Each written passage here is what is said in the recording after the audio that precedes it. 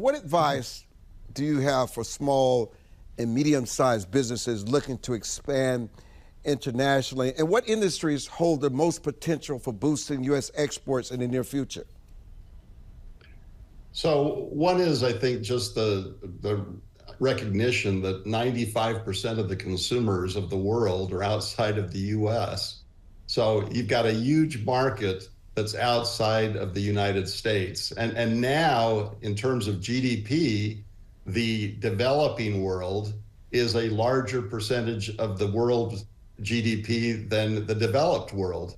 And in those developing markets, again, this idea that you have people that were born there, that live in the United States, they can identify opportunities in areas that the U.S. excels in.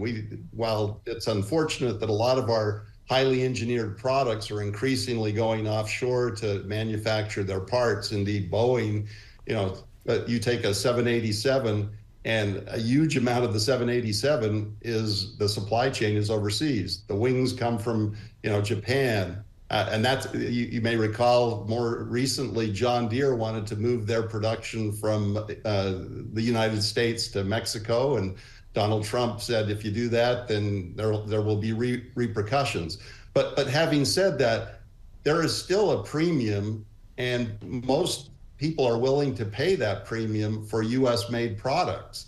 Mack Trucks for years has been the industry standard in third world countries for a solid truck that does the job versus a Chinese truck that may be half the price but only lasts half the time. And so to the extent that we can convince U.S.